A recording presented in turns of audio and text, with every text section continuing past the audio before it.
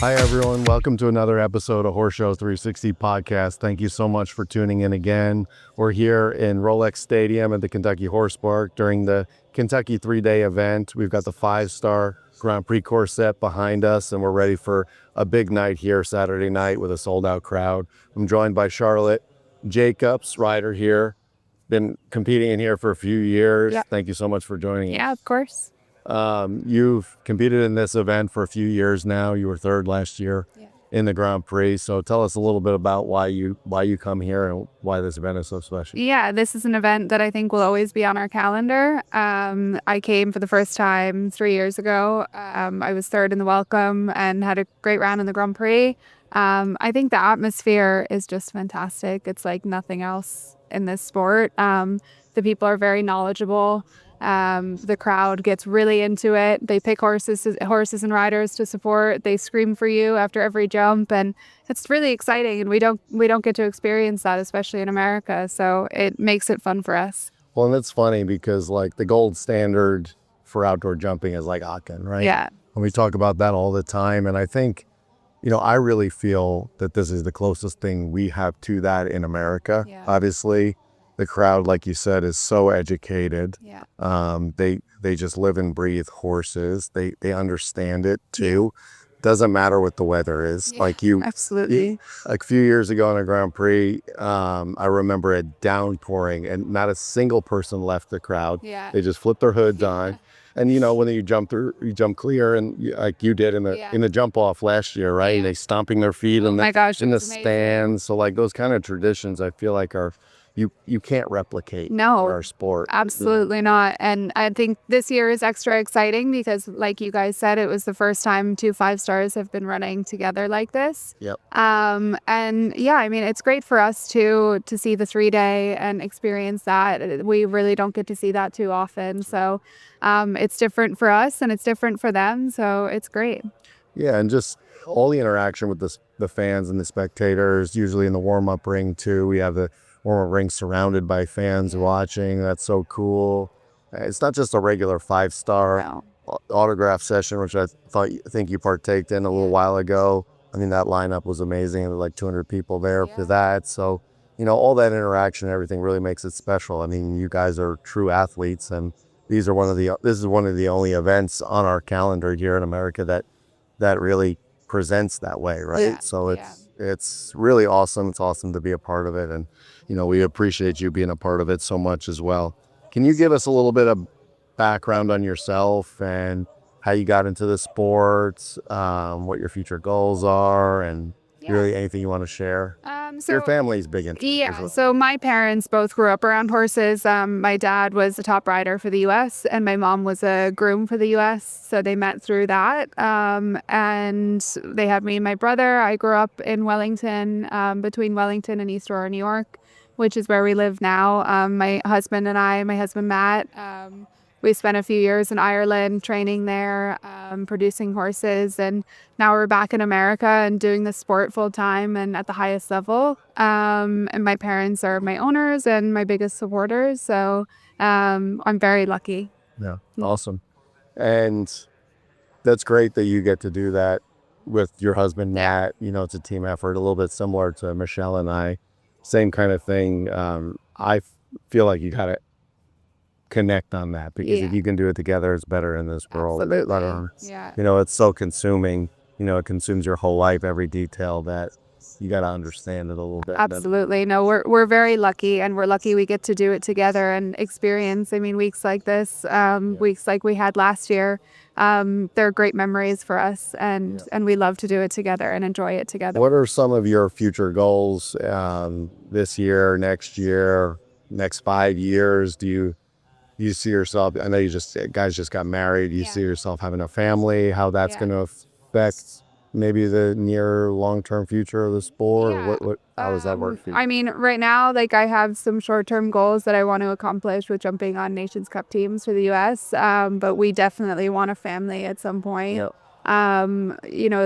We want to enjoy that and have that part of life and have that balance. I know you guys have a family, and it's important to us. It's, horses are our life, but we have to fit horses into that as well. And Yeah. they'll always be part of our life. So if we can do it and we can have kids and involve them, it Sure. makes it even better. Well, I think you're still young enough. Yeah. I don't know exactly how old you are, but I think you're still young enough that you can do both. You Yeah. can probably have those short-term goals, whatever it may be, right? 5, 6, 7, even 10 Yeah. years.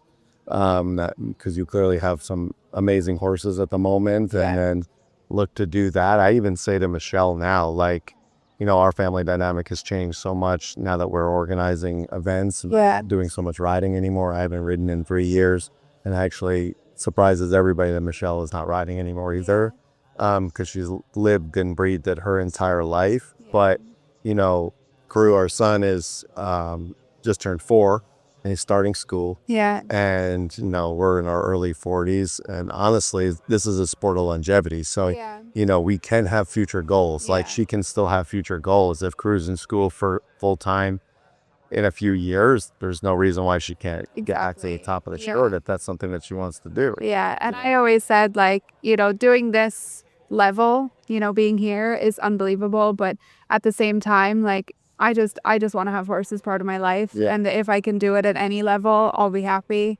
And so, in the future, when we do have a family, like, it'll be nice to just do it and, maybe have some young horses. And if we're lucky enough to still do it at this level, and we're really lucky that we have the support with my family, then we can. But if family takes the number one role, then that's what we'll do. The great thing is there is enough time for it all in this sport. Exactly. It's not like other sports where you have a window of saying, like, if you're a tennis player, you have until you're 30.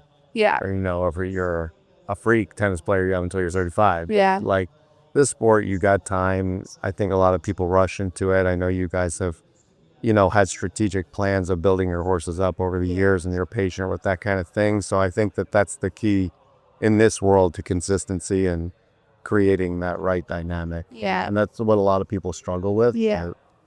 Yeah, and I see my parents, and obviously grew up. My dad was riding a lot at the highest level, but they sort of had, before they had kids, he was traveling on the U.S. team, and then was still on the U.S. team when I was young, and then we sort of took over, and he focused more on his kids and his job.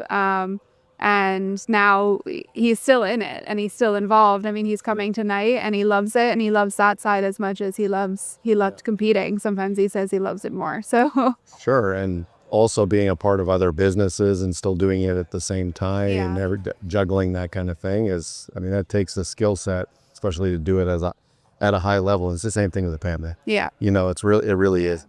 You talked a little bit about your short-term goals with your horses and making teams. Can you tell us a little bit about your horses right now, their names, what your goals are for them individually? Because, to do this at the highest level, you have to develop a string of horses that you're not putting too much strain on just one or two. Yeah, so I'm really lucky that over the last 2 years, my husband Matt and I, along with my parents and Greg Broderick, have really focused on buying horses, not just for right here and right now, but rather, 4 years down the line.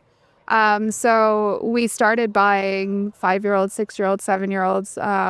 And the horse that I have here, I bought when he was 8, but I actually tried when he was 5. Oh, really? And we passed on him just because he was a little awkward, a little different.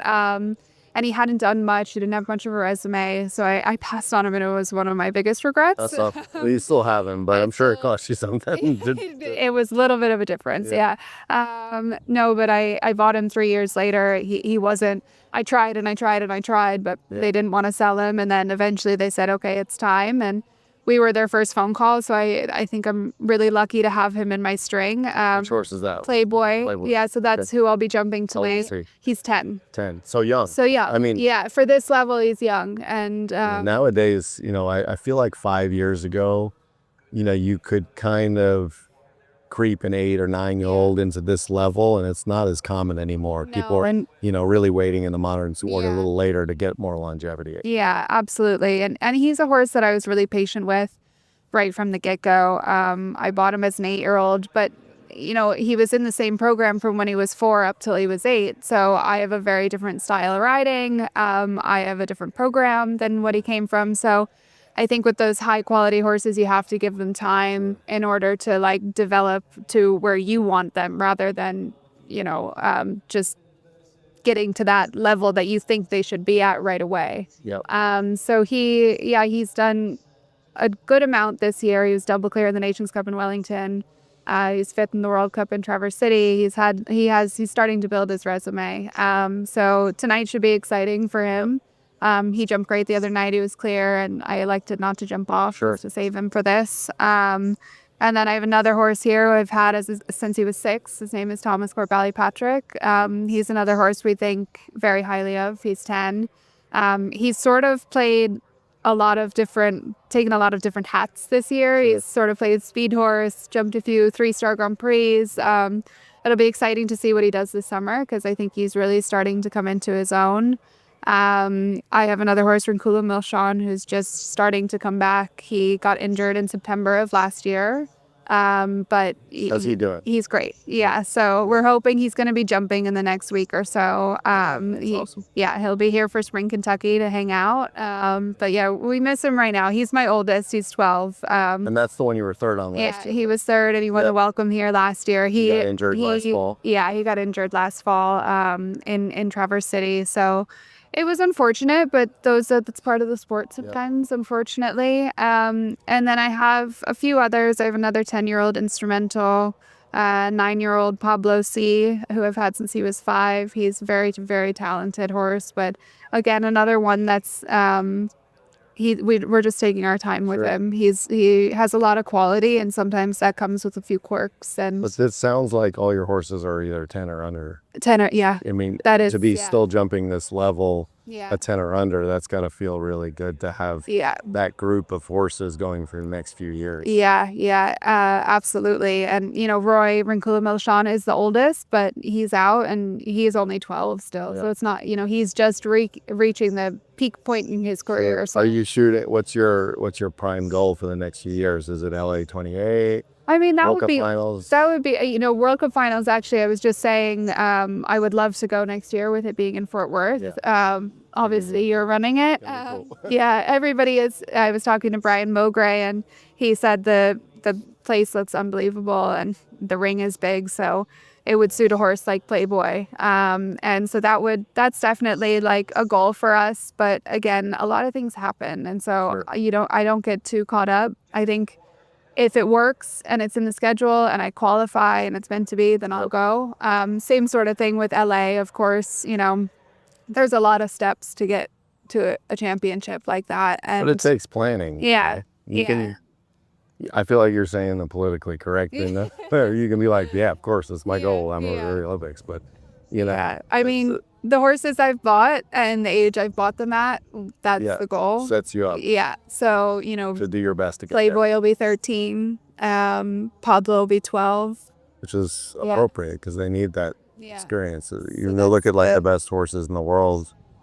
I mean, you do have a few younger ones, obviously, but like the ones that are just really killing it at the top are what, like 13, older. 14, 15 years old. Yeah, I think the Olympic champion was 13 or 14, something like that. So those they need that in order to go to a championship, and you need to understand them and have the bumps in the road early on and figure out what went wrong that day and move forward. So absolutely. Yeah.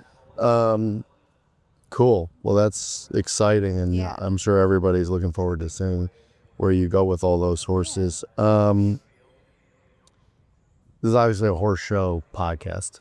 You know what I mean? We do horse shows. So what makes you choose a certain show versus another? Good footing. Number one. Always. Pretty much, yeah. I mean, it's pretty perfect here. It's pretty perfect here. Yeah. I think this is one of the best rings in the world, definitely in America. And I mean, I love Traverse City as well.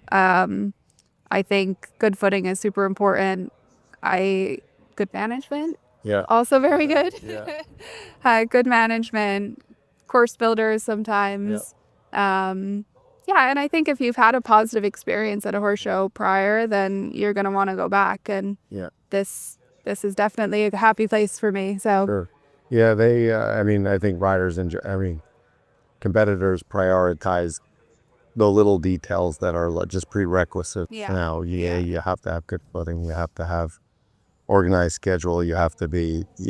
I consider our job to think ahead for you guys. Yeah.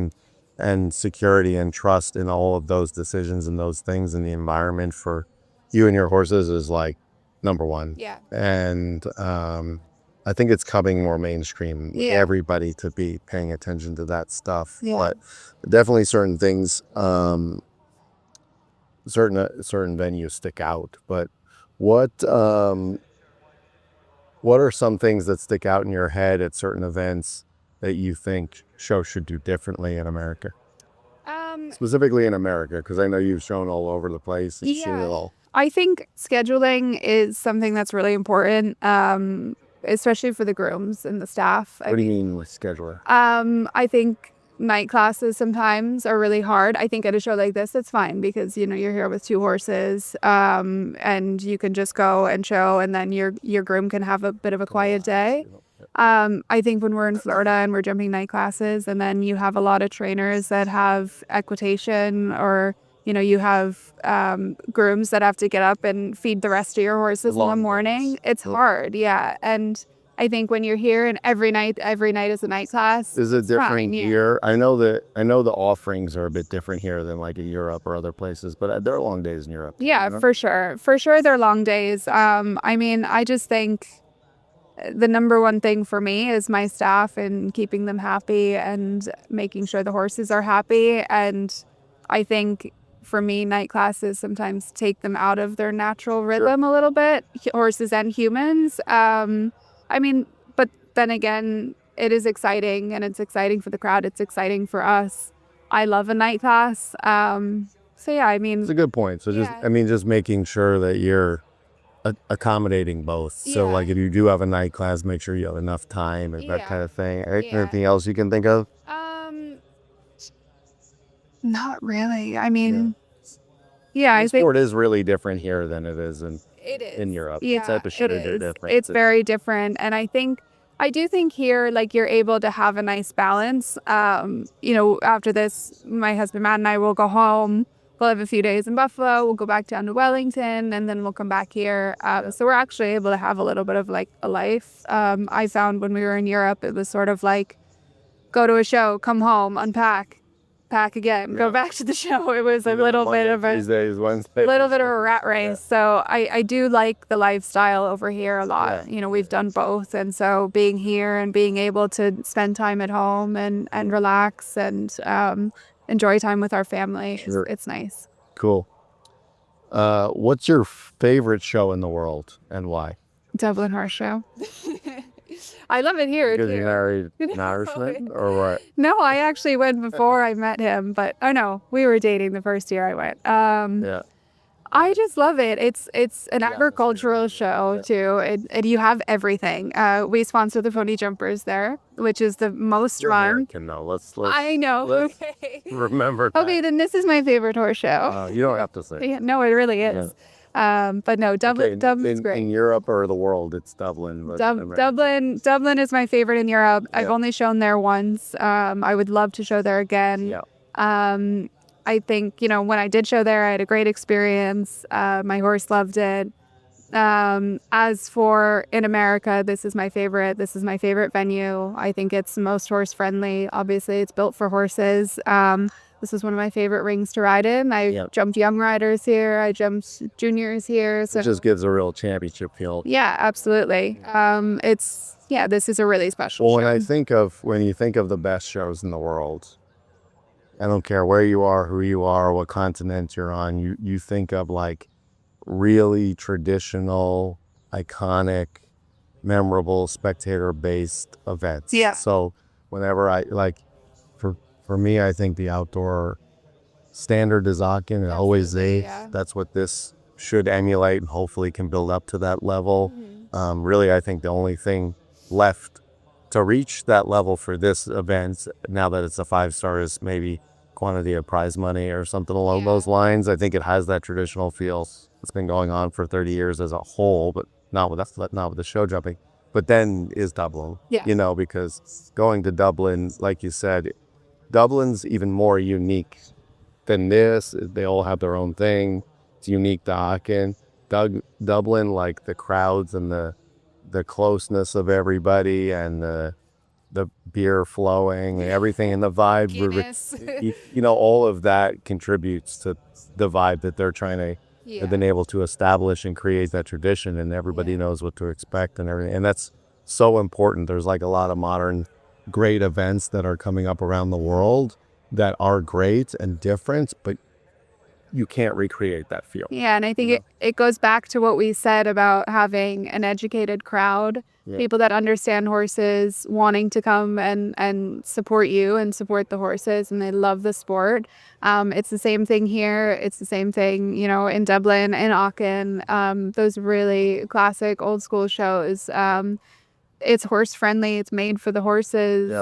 They think about the horse before anything else. The stables are great. The ring is great. The jumps are great. Best course builders. I mean, it's all based around having a positive experience for the horses and the riders and the fans. It's funny because like spectators at all the events like we're talking about, there's like one common denominator, I think, in my opinion, and it's always been like a mission of mine to create shows in areas like this that have the fans are ag oriented. Yeah. And I use the term ag because it's not just horses. Yeah. Animal, agriculture, that kind of feeling oriented. Whenever you go to an event in an area that has a fan base like that, like Aachen, like Dublin, like this. Yeah.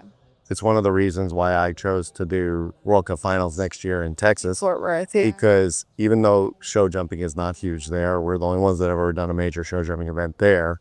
That community as a whole, whether it be Western, reining, Paint Horse Association, Dressage, Hunter Jumper, like that community is used to agriculture events. Yeah. And actually during the months of January through February, they have what's called the stock show, Fort Worth Stock Show there, and they have 1.3 million spectators come through there over a 4-week span. Yeah. And it's pretty amazing. And they have, you know, 4-H shows, rabbits, ducks, all the different things. But, you know, that kind of community I felt would be a good reason to hold the final there because we're trying to draw 90,000 spectators over a 5-day span. And if you don't have a group of people or a city or a town that's going to support an event like that, you're not going to fill your stands. You're not going to get, you know, 10,000 people here tonight if this group of spectators isn't curious about it. And I think that that's personally my opinion of how our sport is going to grow. Because everybody's always like, we need to bring more fans in from everywhere else. We need to introduce new people. I'm like, we need to access the people that already enjoy it. Because once you enjoy horses or ag, you're already ahead of the game. But those are the people that you want at the horse shows as well, because they watch and they're into it, and they pick riders or pick horses that they love, and they you know, focus on it. And a lot of them are huge fans of the actual sport. You don't want it just to be a show and people around that have never seen horses before. And, you know, I mean, it's great to get new fans as well, but you want the people that are horse people. What's your most memorable moment or achievement in your career? Jeez. I have to think about that one. I have a lot of great memories. I think, you know, I had a great memory here. We won team gold medal for juniors. I was individual silver here in 2013, the young riders. Those were all good memories. Last year here, that's a great memory, winning the welcome. I had a great summer or September in Michigan with my horse Rinkle Mulshawn. I won all 3 ranking classes. That was a great week. I mean, I have a lot of my happiest memories are with my horses and my family. And so we're lucky we all get to share this together. I mean, my dad and I, my horse that I won the silver medal on here and won the team gold on here in 2012 and 2013, that was my dad's horse. So it was, there's a lot of those types of special memories that are, that we have with our families. And and Matt, of course. So we're really lucky. Cool. Yeah. Okay, I'll put you on the spot, and let's see if you can will actually answer those questions. So, what's the worst show you've ever been to? Worst show I've ever been to. That you're just like, I can't go back I because don't want to get in trouble. because of these reasons. But this is a horse show podcast. We're telling why. I feel like I ask everybody this. You're not alone. I need to think as well. Because I think it's good because and then events can do better. I'm looking at my husband because he definitely has a good input. Worst horse show we've ever been to. He's not going to answer either. Okay. If you're not gonna, are you thinking of one? I mean, I know. Just tell us why. Tell us why. No improvements have ever been made. There's To the facility. Okay. You can complain and complain and complain and nothing happens. You can say we don't like the schedule, nothing happens. The stables they're fine. Everything's spread out. The hospitality is terrible. There's nothing around. Do you know what I'm talking about? So yeah, I don't really want to ever go back there. Cool. Okay. Well, we'll leave it at that. Yeah. Okay, we're gonna go on a course walk here and check out all of the brand new jumps tonight. Every single jump on this course is brand new, designed and built by Strideful, Mihai Simeon. He did all the jumps at the Paris Olympics last year. So we're really We've done a excited few about jumps this for jump. us too. Oh, yeah. We have a few fun jumps Are there at any out home. here that you think you might want to take home? I love that wall. See the Kentucky on the other side? Yeah, I did. It was Yeah, isn't that amazing. awesome? And I love the second to last fence as well. It's beautiful. I know, that's so cool. Yeah. All right, let's start here. So number one is the Jarvis. Yeah. I think Headed away Yeah. from the in-gate. Jarvis Insurance has been unbelievable supporter of Split Rock. So, of course, they have the first jump Yeah. on course. Yeah, it's a nice first jump. It's a little bit of a rampy, bulkier oxer. Well, and these standards kind of give the horse a little like good depth perception. So they're It's going to very jump pretty well. welcoming. Yeah, it's welcoming. I'm going to come cool, over Robert. right lead to one. And this is a really cool jump here too. This is brand new. I actually, when they unloaded this one off the truck, I honestly thought these could be kind of like hunter standards. Yeah, they are. as They're well, beautiful. I right? think this jump actually caused a few problems the other night Yeah. too. And this is a little difficult. I mean, this is not a In true this spinner, corner. Yeah. but it is a narrow fence. It's it looks like a 3-meter pole, 10 feet Yeah. wide. So they might Going knock into it that down a corner, little bit. some horses might spooky a little bit. Yeah. And then right off the bat, I feel like this is going to come up really quick, huh? The Yeah, triple yeah. bar, widest jump on course. Yeah, absolutely. It's a welcoming triple bar and it's going towards home though. So I think, a lot of horses, I actually like having the triple bar early because I feel like it sort of sets the tone. Sure. So I like that for Really horse. detailed too, huh? Yeah, these are Cool amazing. cocks. This was the triple the other night. Yeah. It was beautiful. We don't have to walk every line. Okay. You walked it already? Yeah, so this is 7. First line's 9, 7. It's this oxer is big enough into a combination. Yeah. Another very impressive double. I mean, this is right off the bat. This asks a lot. Yeah. Right. Yeah, and it's, I think you'll see most people do 7 here. But yeah, this is a big oxer and it's wide going into the combination. Tall enough out. Yeah. Almost looks 160 coming out. Yeah, it's 158 probably. 158. And then this was 6 strides. Another impressive oxer. For me, this suits my horse because I'll be able to ride up to the jumps a little bit more and he'll watch Back these off. holes. Yeah. He's a really big, scopy jumper. He is careful, but I think a lot of people are going to have in front of this. So yeah, this is wide again. It's very square. people will override the front a little bit, Yeah. push it down. Yeah, and it's a little bit of a short 6 out of that. So yeah, but it's again a beautiful jump. And whenever you see the yellow so cups detailed. on here, it's the most shallow cups you can make. So You can tell every people jump- have hit this already. the other night, somebody hit it. Someone hit it. Um, And then this. and then this is going to come up pretty quick too. This is like right I away. saw a lot of people Did you walk it? I didn't walk it. I don't really like just line up and get straight. For that, especially for a wall, because a lot of things can happen. They could spook at it by the gate. They could suck by the gate. So I don't really want to get too hung up on a number. My horse is a good wall jumper, knock on wood. Going away from the gate, though, I mean, that might catch a few people. Yeah, but this is a beautiful jump. That's and amazing. this is the Kentucky Was landscape. this hand painted? Hand painted. Did you? Who did this? Mihai. He did do it. Every Oh my day. gosh, it's amazing. Yeah, so I sent him a photo of, I think this is Calumet Farm. Yeah. Actually.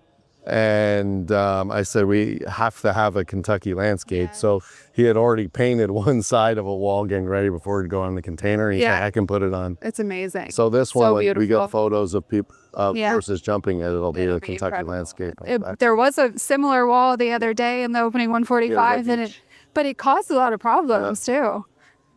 A lot of horses really gawked at it. So it'll be interesting to see how that jumps tonight. And then the Sterling Equestrian, Boom Liverpool. family. Yep. And the Liverpool tray underneath, obviously, might catch a few. Yeah. One of the biggest jumps on course, and this is 160. Yeah. Some horses might jump that pretty high, the wall, and then I'd say people will get overriding at that. Yep. This oxer I actually found quite wide. I think this is one of the biggest oxers on course. Going into the tent, I think it's going to ride big. Yeah. Sure. It is imposing looking into that direction, into the. It's a bit of a statement oxer, so I think that'll ride quite large tonight. And then around this is my favorite. We're going around the Equifit Island. Yeah. Here. Yeah, you know, when I saw these get unloaded from the truck, I was like, this is the triple. Yeah, it's so for Saturday night. Like the detail, the hand, like these are my favorite. Yeah. Triple combination. What is like the design of it? It looks like Chinese almost. Yeah, it has to be. He must have seen these somewhere. Yeah. They're beautiful. But it's pretty incredible. These standards are hard to jump sometimes when they're set like that too. Right in front of the standards. Because there's no sort of ground line at all. So. Well, and you can see here, I believe he told me this is 157, that's 158. Yeah, so that's one. And the oxer's 153. So B is literally taller. You can't even see the oxer. Yeah, I would say that'll come down a lot tonight. I thought he was a little generous though with vertical. And it's not overly short in there either. No. I thought if he really wanted to be tough, he could have done obviously oxer, vertical oxer. Yeah. That would have been. Yeah. I'm happy with that because my horse jumps that sort of combination well usually. So. And then what's this? This is 5. Yeah, 5 to 4. So you sort of want to get the 5 really slowing down because the 4 is really short to the plank. Yep. And again, going towards the gate, end of the course, horses will be really traveling at that point. So from the beginning, it was 1 to 2. What was that? 9. 9. Then you have a 7. 7. That was 6. 6. Little bit short, or what was it? Yeah, a little bit short off of that. Over the wall. 7. I walked short 8. I think my horse will jump really up and down there. It's sort of 7 or 8 to that oxer. Yep. I'll probably end up doing 7. 2, 1, short 5, and then short 4. Really delicate 4. This plank, I mean. This is going to come down a lot, especially going towards the gate into that. Horses are going to get distracted. I think this is the tallest jump on course. Yeah. And on it's like 163. This is so skinny too. Yep. Like this is nothing. That's going to come down a ton. Yep. Yeah. Cool. And then you turn right. This oxer here. Yeah. This Liverpool again, heading towards the gate. And wide again. I don't know what the widest oxer on course is, but I would guess this one 8 or the last. Yeah. And then this is 9-ish strides. It's sort of the same sort of turn as that. I'm gonna think 9 in my head for the time allowed, but it's not a set number. Sure. This jump is amazing. I think this was in the Paris Olympics. This jump. Yeah, it's really impressive, but it's very delicate. Yep. Only 2. And again, shorter poles, 10-foot poles. Yeah, horses are going to be getting tired, going away from the gate at the end. Yep. So yeah, that'll be a little bit of a bogey jump again, I think. And then what's this to the last? This is 7. Yeah. 7 So strides, a little up, or it walked short. okay. But I do think it's going to ride Tired. up. They'll be tired. But Yeah, end of the course. Hopefully you get a nice up and down jump where they land short there and you Yeah. can ride up to this because this is a wide oxer. this is big. This is big. Yeah, this is This is big. really big. Big, wide, square. I would be shocked if this didn't come down a lot. A lot. Or it's 14 jumps. Long. You have a triple combination and Sure, the time's going to be tight. time's going to be tight. What's your prediction? How many clear? I think he's going to get the right amount. I think, you know, 8 or 9? yeah. I was going to say, you know, 7, around 7, 8. Yeah. I think that for me, a good jump off is between 7 and 9, 7 and 10. Yep. Anything less, it gets a little bit, Perfect. yeah. Well, thank you so much for walking the course with us, Yeah. talking to us, telling us a little bit about your background, your horses. And we wish you really good luck tonight. Thank you. Go Fingers for another podium. Yeah. Thank you guys so much for joining us on another episode of HorseShow360 podcast. Don't forget to tune in on all your podcast platforms, Spotify, iHeart, Apple Podcasts. You can download full episodes on HorseShow360 podcast on our YouTube channel. And thank you guys again for tuning in.